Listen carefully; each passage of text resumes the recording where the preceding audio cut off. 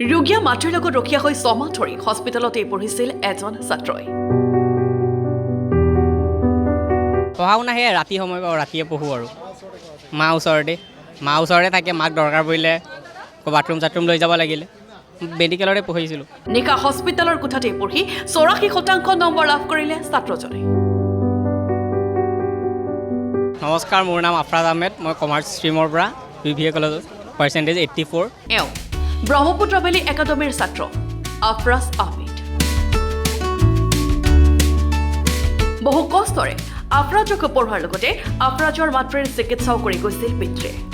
বজাৰৰ পৰা মই তাক কৈছিলোঁ যে মইতো সিমান পঢ়া লিখা নকৰিলোঁ, তোমাক মই যিমানটো পাৰোঁ পঢ়াম, যিমানটো পাৰোঁ চেষ্টা কৰিম। আৰ্থিক দুৰ্বলতাৰ বাবে বিদ্যালয়ৰ মাচুল দিব নোৱাৰি থমকি ৰ'ব লগা হৈছিল আফৰাজ। ইয়াৰ পাছতেই বিদ্যালয়ৰ ফালৰ পৰা সহায় কৰিছিল বেধা ছাত্ৰজন। বিদ্যালয়খনে মোক যথেষ্ট সহায় কৰিছে। লাষ্টত অলপ পইচাৰ অসুবিধাও হৈ গৈছিলে। তেতিয়া আমাক ৰাহুল ছাৰে ক'লে পইচাই দিব নালাগে, তুমি এক্সাম দিয়া ভালকৈ পঢ়ি মেলি। আৰু আজি কষ্টৰ ফলত সুফল লাভ কৰিলে ছাত্ৰজন। পঢ়াৰ মাজতে ৰোগীয়া মাতৃৰো দায়িত্ব হ'ল মেধা ছাত্ৰজন। এই যথেষ্ট কষ্ট কৰিছে, সেই ৰাতিলৈকে পঢ়ে। আমি একো নকওঁ, মাকৰ লগতে শুই থাকে, মাক ছাইডতে ৰাখি পঢ়ে। মেডিকেলতো থাকিছে, তেনেকৈ পঢ়িছে, হেৰি কৰিছে। অলপ আমাৰ টেনশ্যনো হৈ গৈছিলে, মেডিকেলতো আছে, এতিয়া ল'ৰা কেনেকুৱা হ'ব কি, কিন্তু আমিও ভবা নাছিলোঁ যে তাৰ পৰীক্ষা এনেকুৱা হৈ যাব বুলি।